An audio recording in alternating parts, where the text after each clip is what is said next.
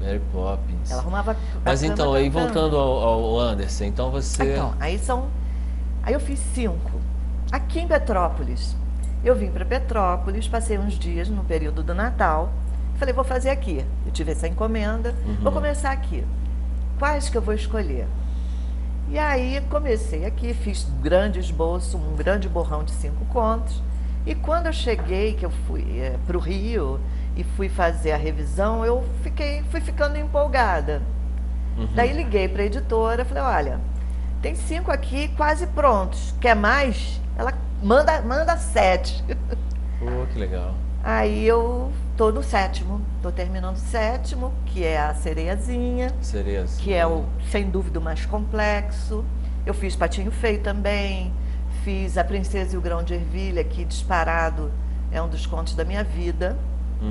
A Princesa e o Grão de Ervilha. A enfim. Silvia Ortoff tem uma versão. Exatamente. Ervilino e o Princês. Foi a minha tese de mestrado. Ah, é mesmo? É. A gente vai falar sobre isso, sobre teus filhos, daqui a pouquinho. O Camarim vai fazer um pequeno intervalo e volta dentro de instantes. Não saia daí porque você é convidado a entrar no Camarim.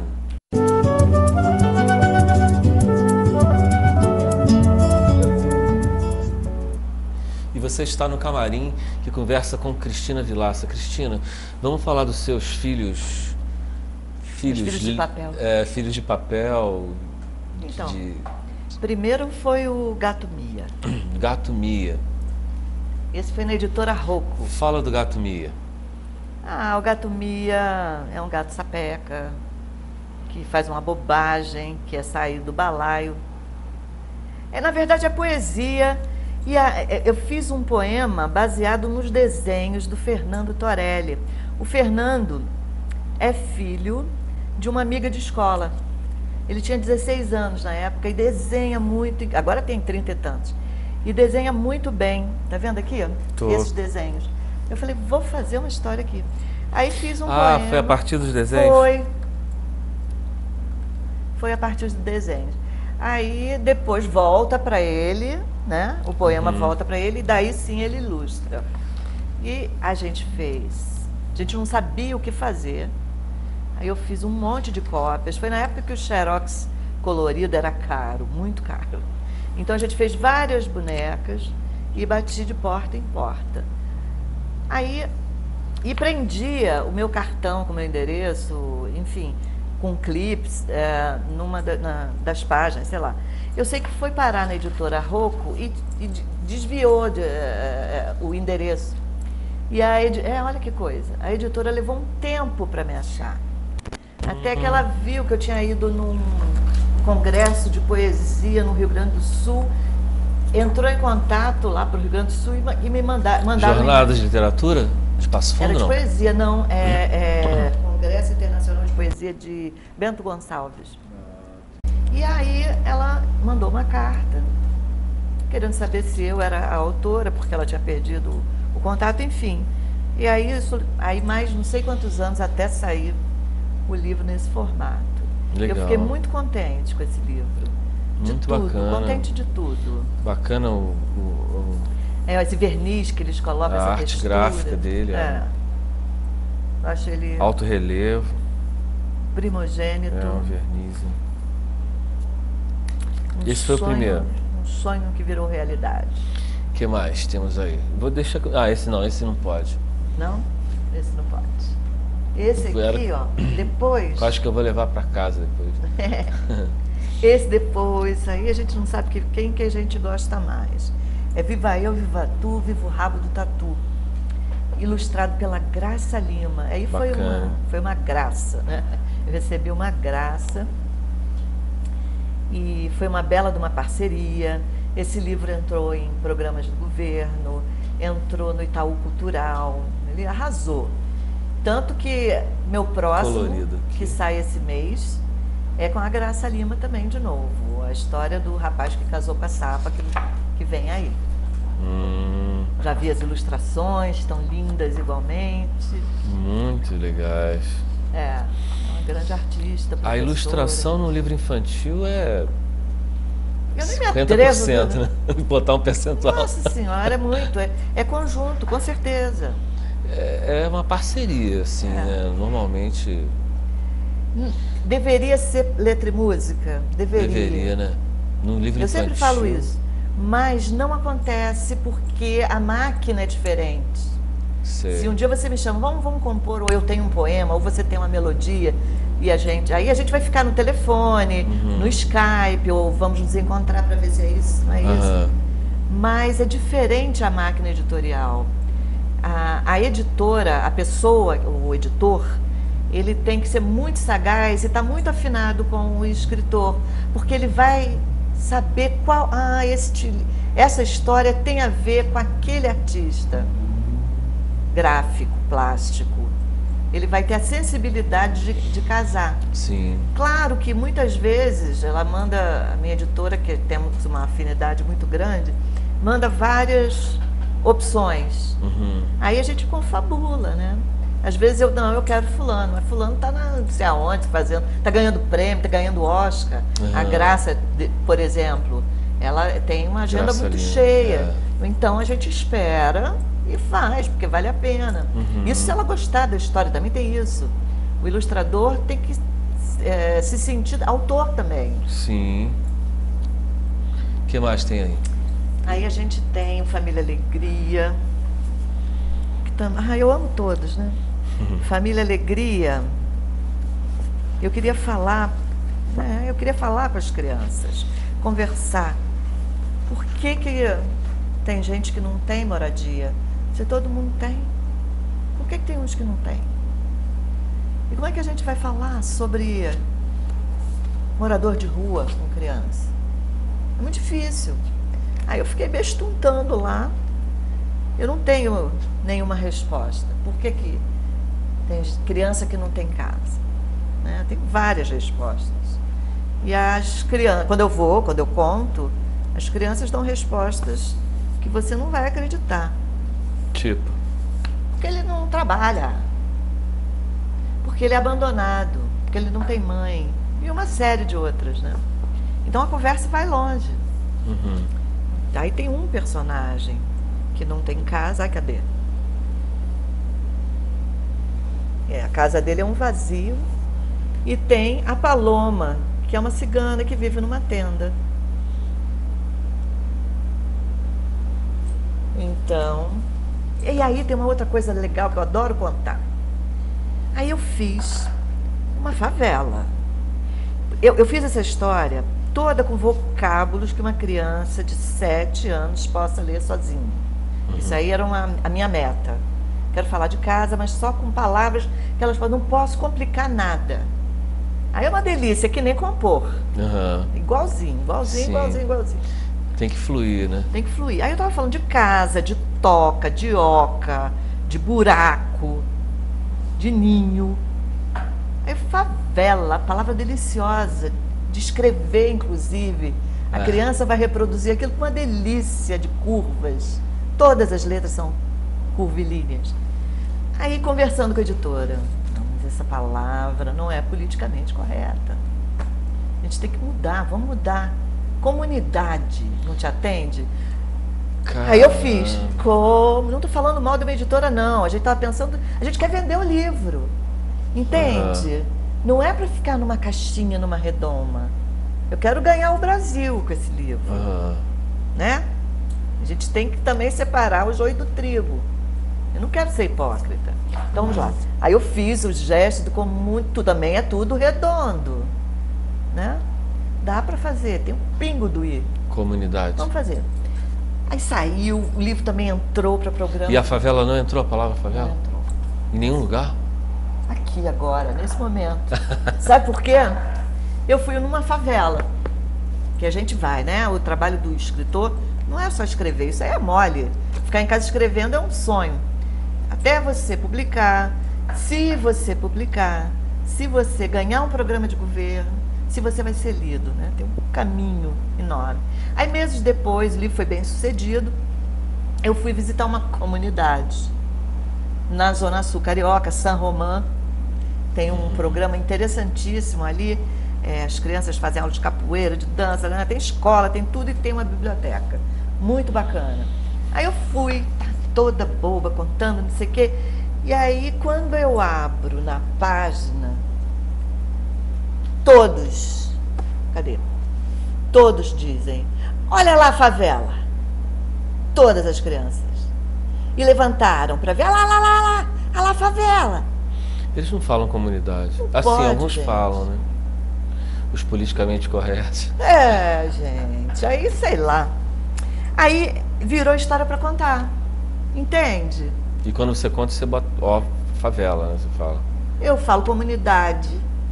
Aí tem a conversa, porque não é só contar a história. Eles se expressam. Aí vem a favela, e quando é criança de Zona Sul, criança de classe média, aí esse assunto vai à baila. Família, alegria. É o ideal de toda Muito família. legal. Né? Resolver as coisas Aqui na TV tem um programa chamado Família Café. Programa bem legal. O café cai também na careca do vovô aí, né? Deixa eu ver se eu acho o café caindo. É esse café? É.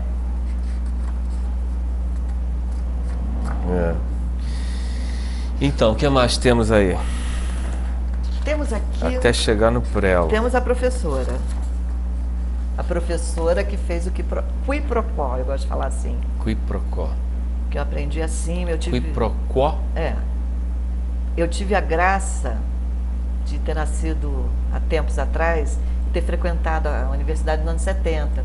Então eu fui aluna de Junito Brandão, de literatura, de comédia latina. Ele era comédia latina, que era a matéria dele, vários anos. Literatura latina 1, 2, 3, enfim. E fiz grega também, mas ele era comédia, que era o grande barato dele. E ele explicou muito bem, aquilo ficou na minha mente. Qui pro quo. Essa palavra, é claro, ficou popular. E qui pro quo hoje a gente usa muito, inclusive já vi o último QU, já vi com C, qui pro quo. Quando a gente usa assim, foi um qui pro quo danado, eu fui à festa, mas foi um qui pro quo, uma confusão. Mas o qui pro quo do teatro, da comédia, é justamente aquele momento em que as confusões são tantos, os enganos são tantos, e chega num clímax de confusão, que o marido da outra, e aquela traição da comédia, que depois Molière também, bem depois, copia, né, essa técnica. Então, qui pro quo é aquele momento. E aí o público se esbalda. É isso que eu quis dizer. O teatro na escola, a aula de teatro, a garotada se esbalda, a professora se esbalda. Se você está assistindo, você não entende, mas você não importa o papai e a mamãe que estão vendo. Não é isso. É uma brincadeira criativa, é uma brincadeira de muitas possibilidades. E isso sim é que eu te digo, Aurelia, isso fica. A criança que chegou a um qui pro quo vai ser um adulto mais criativo. Isso eu estou falando, que você disse que eu tenho mais de 20 anos, mas é muito mais de 20 anos de carreira como professora. Eu tenho certeza que essa criança que entrou no qui pro quo, que realmente foi lá no olho do furacão, ela é um adulto hoje criativo. E esses jogos, como é que são? Jogos de teatro, né? Você recolheu de várias... Eu inventei alguns, né? Você inventou alguns? Eu peguei uns jogos de relaxamento, alguma coisinha assim, que ninguém é dono de nada, né? Em teatro especialmente. E aí criei desafios, micro-histórias sem solução. A solução é o improviso, né? Então eu dou o enunciado, o desafio. Vocês estão perdidos numa floresta e ouvem... Não, nem esse, nem tem aqui. Um uivo de um lobo ao longe. Isso aí tô criando agora. E aí a criançada que vai criar. Entendi. E a professora que quiser adquirir um livro desse? O livro técnico, a gente tem site, né? Já focou ele? Hoje você pode pedir na livraria, porque nenhuma livraria consegue ter todos os livros. Mas esse aí é o qui pro quo, jogos de teatro. E tem uma distribuição legal? Nunca tem. O livro técnico, né? Por internet é possível a pessoa conseguir. Fácil, muito mais Jogos de teatro na educação infantil. Qui pro quo. De Cristina Vilaça. O que mais, Cristina? E a gente tem um fofinho também, que eu fiz com a minha filha. Carolina Vilaça Parker. É. A gente fez... Coautora? Coautora, foi 4 mãos mesmo. É um livro de culinária, mas é um livro de literatura. Minha filha gosta muito de cozinhar, ela tem um talento especial. Saiu a quem? Acho que ela batalhou, viu? As avós... A mãe não? Eu cozinho também, mas eu não sou espetacular em cozinha. Sim. Eu gosto de comer. Prefere? Mas eu cozinho também, eu gosto de criança, eu gosto de criança. Vamos para a cozinha, é uma brincadeira. E aí a gente resolveu fazer, também foi a editora que teve a grande sacada. Por que você não faz com ela, então? Por que você não desenha? Faz a ilustração você. Você não desenha? Desenha aí. A ilustração é sua? A ilustração é minha, as fotos são da Carolina, são fotos bem legais. Ela é fotógrafa? Ela é designer e profissional de marketing. Ela tem uma empresa chamada Amora Creative. Ela faz branding, essas coisas modernas demais. E cozinha como hobby. Então a gente se imaginou uma mãe e uma filha na cozinha fazendo uma festa. Que maneiro. Uma festa onde os convidados são os personagens de muitas histórias, de clássicos, né? Tem o que teria na cestinha da Chapeuzinho Vermelho? De Minha Festa Faz de Conta. Minha Festa de? Minha Festa de Faz de Conta, claro. Minha Festa de Faz de Conta. Receitas simples e deliciosas para toda a família. Tem que mostrar uma foto. Carolina Vilaça Parker e Cristina Vilaça. Seria melhor talvez a colorida, não? A câmera colorida. Vamos ver na PB. Ficou legal de contraste. O que nós temos aí? E o bolinho de chuva da tia Anastácia. Vou botar esse bolinho de chuva aqui na colorida.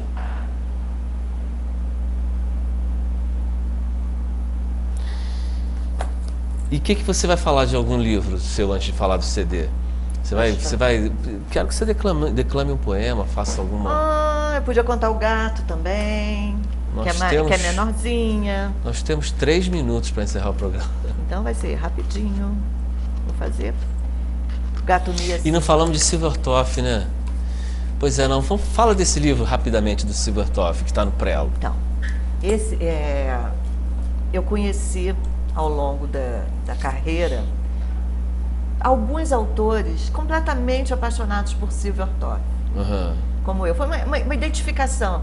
Aquele ali foi amigo da Silvertoff. Aquele ali foi aluno da Silvertoff. Aquele ali, enfim... Aí eu ia me aproximando. Aí a amizade foi ficando muito especial. Eu te conheci num camarim. Pois é. Eu ia contar uma história da Silvertoff e você ia cantar uma canção que você fez com a Silvertoff. Verdade. Isso tem um encanto. Então rolou uma sinergia, rolaram umas sinergias assim que... a palavra é essa. Tem uma magia, uma sinergia, algo que transcende a consciência. As pessoas se atraem, os assuntos se atraem. E isso aí, já me disseram que com Silvertoff isso é muito comum. Eu já conhecia a Cláudia Ortoff quando os filhos eram pequenos, muito rapidamente. E ela fez o parto da filha da minha afilhada, enfim, tinha outra sinergia ali. E eu tinha feito no mestrado, uma das autoras estudadas, o conto era a Ervelina e o Princesa. Eu me baseei na visão da Silvertoff, da mulher, né, os estudos da mulher. Eu pensei, isso é ela, é a Silvertoff. E aí caí de 4, já conhecia a obra, claro, desde meus filhos pequenos. E aí estudei muito e vi que tinham outros, poucos também, que tinham estudado muito. Aí os mais próximos, os que estavam ali por perto, que tal se a gente fizesse um livro para ela, lembrando a Sílvia? Então, por isso não tem uma forma, não é um livro teórico, não é um livro de memórias, não é uma biografia. E eu fui arrecadando depoimentos de amigos, estudos, tem estudos acadêmicos, ali são 7 estudos acadêmicos, são 6 depoimentos afetivos, e fui conseguindo fotografias, enfim. E vejo que tem uns que se chamam de Somos Irmãos em Ortoff. Isso é muito belo. Legal. Irmãos em Ortoff. É como se ela fosse a mãe de todos nós, porque ela é imortal. Nem que seja na estante da minha biblioteca. ela é imortal. Sim. Ela não tem tempo. Há 20 e tantos anos eu conto para turmas diferentes, o impacto é o mesmo. Você Ela vê. não é datada. Não. Quem dera eu pudesse ter isso. Sabe o que eu estou falando? Uhum. Hoje você gosta desse aqui, mas se eu soubesse que daqui a 20 anos alguém também ia gostar tanto do que eu escrevo. Chegamos ao fim. Vamos falar do seu disco rapidamente para encerrar o programa. Esse disco, belíssimo disco, um trem de histórias. Eu tenho um exemplar desse disco. Tá dando para ver direito? Um trem de histórias de Cristina Vilaça. Cristina, quero agradecer a sua presença. Puxa, eu Passou que agradeço. voando. Falou do meu assunto favorito. Oh, que bom. Vou te chamar de novo aqui Tá para bom, tá lançar bom. o livro aqui. Oba! Combinado? Oba! Beleza, então. Então, o Camarim fica por aqui.